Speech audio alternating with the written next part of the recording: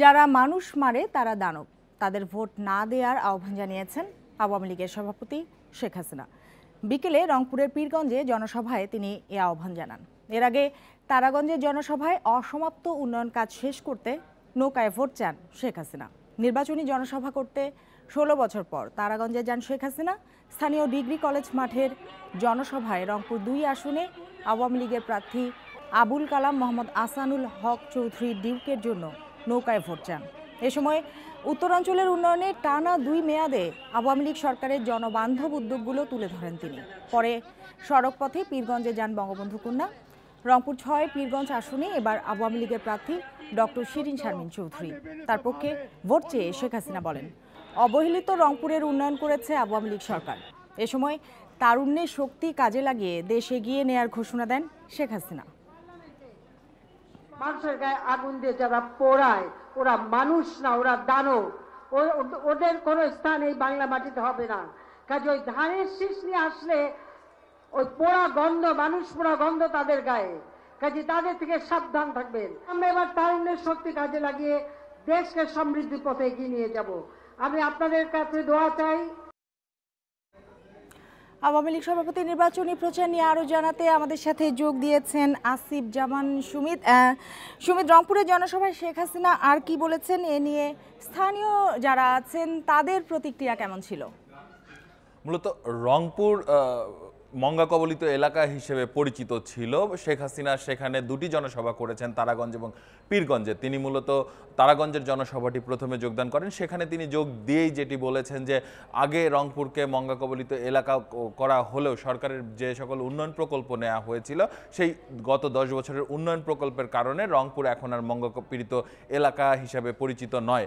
তিনি উল্লেখ করেন তার একটি বাড়ি একটি খামার প্রকল্প সরকারের। তিনি উল্লেখ করেন সমবায় বিভিন্ন ধরনের কর্মসূচির মাধ্যমে কিন্তু এই রংপুর থেকে মঙ্গাকে দূরে ঠেলে দেওয়া হয়েছে। তিনি আরও যে বিষয়টি জানিয়েছেন যে আগামীতে 1 ইঞ্চি জমিও মূলত খালি রাখা হবে না, এই জমিগুলো সমবায়ের মাধ্যমে চাষ উপযোগী করা হবে।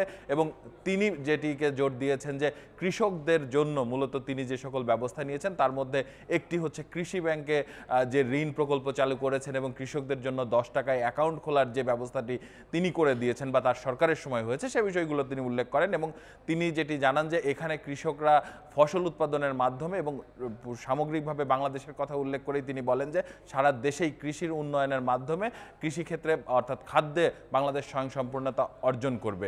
এই বিষয়গুলো তিনি রংপুরের জনসভাগুলোতে উল্লেখ করেছেন। তিনি সেখানে এছাড়াও দেশের যে উন্নয়ন প্রকল্পগুলো নেওয়া হয়েছে সে বিষয়গুলো তিনি সেখানে তুলে ধরেন। তিনি জানান যে সরকার বিদ্যুতের ক্ষেত্রে যে অগ্রগতি জনবান্ধব যে উন্নয়নগুলো সেগুলো তুলে ধরেছেন, উদ্যোগগুলো তুলে ধরেছেন। আমি একটু জানতে চাই শেখ হাসিনার পরবর্তী কর্মসূচি কি আর কোথায় তার জনসভা করার কথা রয়েছে? শেখ হাসিনা গত কদিন ধরেই নির্বাচনী প্রচারণা চালিয়ে যাচ্ছেন। তিনি গুলশানে নির্বাচনী প্রচারণা চালিয়েছেন, তার পরদিন সিলেটে চালিয়েছেন অর্থাৎ গতকালকে, এবং আজকে তিনি গিয়েছেন রংপুরে। আগামীকালকেও তার নির্বাচনী প্রচারণা রয়েছে ঢাকার কামরাঙ্গীরচর এলাকাতে। এখানে তিনি ঢাকা কামরাঙ্গীরচর এলাকা ঢাকা 2 আসনের সংসদ সদস্য, ঢাকা 10 আসনের সংসদ সদস্য ব্যারিস্টার ফজলে তাপস, ঢাকা 7 আসনের সংসদ সদস্য যিনি প্রার্থী আওয়ামী লীগের প্রার্থী হাজী সেলিম, তাদেরকে নিয়ে তিনি আগামীকালকের প্রচারণায় অংশ নেবেন বলে দলীয় সূত্রে জানানো হয়েছে। সুমিত, আপনাকে ধন্যবাদ আমার সাথে যোগ দেওয়ার জন্য। বিএনপি হারার আগেই হেরে গেছে মন্তব্য করে আওয়ামী লীগের সাধারণ সম্পাদক ওবায়দুল কাদের বলেছেন, বিএনপি ক্ষমতায় এলে ভয়াবহ পরিস্থিতির মুখোমুখি হতে হবে দেশ। নোয়াখালীতে নির্বাচনী প্রচারের সময় তিনি এ মন্তব্য করেন।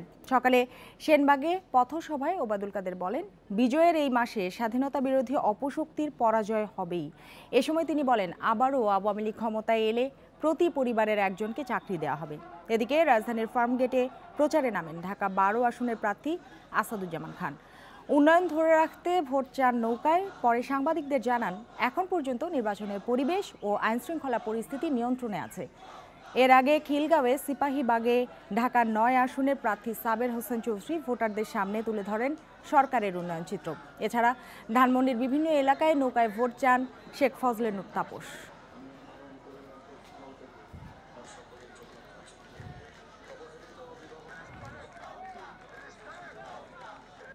আমার সাথে যোগ দিয়েছেন সহকর্মী আদিলুর রহমান। আদিল, আওয়ামী লীগের সাধারণ সম্পাদক নির্বাচনী প্রচারণায় আর কি বললেন, আমাদের বিস্তারিত বলুন। আওয়ামী লীগ সাধারণ সম্পাদক ওবায়দুল কাদের তার নির্বাচনী বক্তব্যের শুরুতেই সরকারের গত 10 বছরের যে উন্নয়ন, সেই উন্নয়ন চিত্রটি কিন্তু সাধারণ মানুষের কাছে তুলে ধরেন।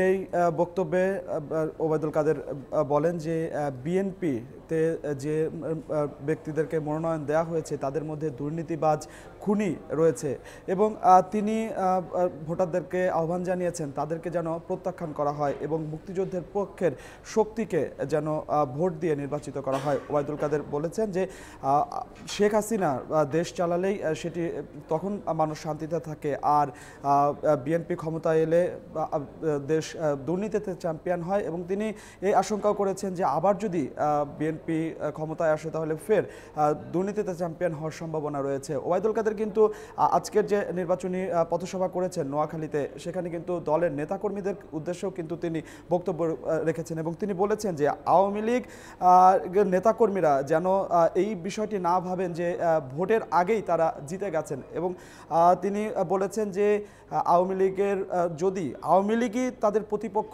না হয় তাহলে এবার তারা সুনিশ্চিতভাবে তাদের জয় হবে, কারণ গত 10 বছরের যে উন্নয়ন হয়েছে এবং সাধারণ মানুষকে বলেছেন যে তারা যদি উন্নয়নের ধারা অব্যাহত রাখতে চান তাহলে যেন নৌকায় ভোট দেন, কারণ নৌকায় ভোট দিলেই আওয়ামী লীগ সরকার ক্ষমতায় করেছেন এবং ভোটারদের মন জয়ে তারা কি ধরনের প্রতিশ্রুতি দিচ্ছেন, কি বলছেন ভোটারদের? দেখুন, আজকে সারাদিনের ঢাকা 9 আসনের যিনি আওয়ামী লীগ প্রার্থী সাবের হোসেন চৌধুরী, তিনি রাজধানীর খিলগাঁওয়ে তার নির্বাচনী প্রচার চালিয়েছেন।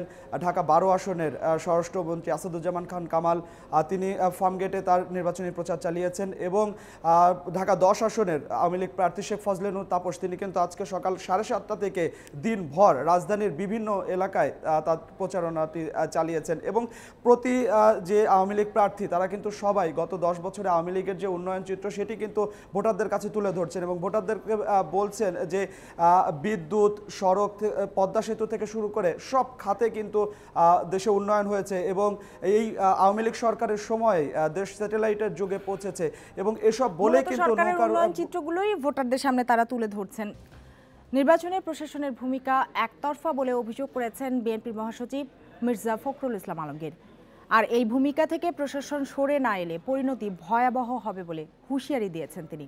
সকালে ঠাকুরগাঁওয়ের নির্বাচনী প্রচারের সময় এ হুঁশিয়ারি দেন মির্জা ফখরুল। ঠাকুরগাঁওয়ে পথসভায় বিএনপির মহাসচিব আরও অভিযোগ করেন 10 বছরে আওয়ামী লীগ সরকার চাকরির বদলে ঘরে ঘরে মামলা দিয়েছে। এদিকে ঢাকা 9 আসনে বিএনপির প্রার্থী আফরোজা আব্বাস অভিযোগ করেছেন দুপুরের দিকে রাজধানীর মানিকনগর এলাকায় তার প্রচারণায় হামলা হয়েছে। আজ ঢাকায় ঐক্যফ্রন্টের বেশিরভাগ প্রার্থী নির্বাচনী প্রচারণায় ছিলেন। ঢাকা 4 আসনের প্রার্থী সালাউদ্দিন আহমদ ও ঢাকা 5 আসনের নবী নবী নানা উন্নয়নের প্রতিশ্রুতি দিয়ে ধানের শীষে ভোট চেয়েছেন।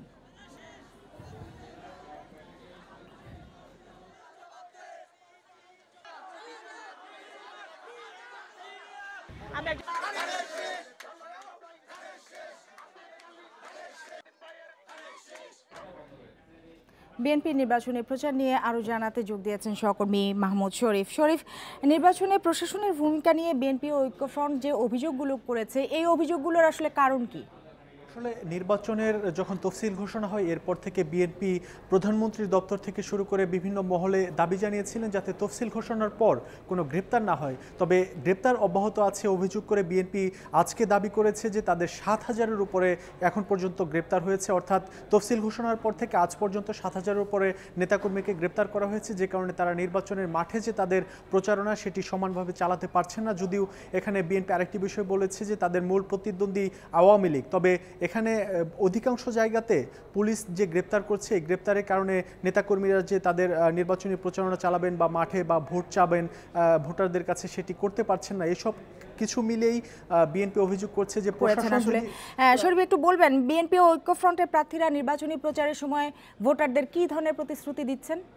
আসলে এখানে এক একটি এলাকায় এক বিষয়ে তারা প্রতিশ্রুতি দিচ্ছেন। এখানে এলাকায় গত 10 বছরে যেসব উন্নয়ন হয়নি সেসব উন্নয়ন করার প্রতিশ্রুতি দিচ্ছেন। পাশাপাশি তারা সরকারের বিভিন্ন কর্মকাণ্ড বা ওই যেসব আসনে গত 10 বছরে যে সংসদ সদস্য ছিলেন তারা যেসব কাজ করার প্রতিশ্রুতি দিয়েছিলেন সেগুলি করেননি, এসব বিষয়গুলি আসলে ভোটারদের কাছে তুলে ধরছেন এবং ভোটারদের কাছে তারা কিন্তু বেগম জিয়ার মুক্তির বিষয়টিও তুলে ধরছেন। নির্বাচনে তারা আসছেন একটি খালেদা জিয়ার মুক্তির আন্দোলনের অংশ হিসেবে এই বিষয়টিও তারা তুলে ধরছেন। সবকিছু মিলিয়ে আপনাকে অনেক ধন্যবাদ আমাদের সাথে যোগ দেবার জন্য। আর এই ছিল আজকে নির্বাচনী ইন্ডিপেন্ডেন্টে।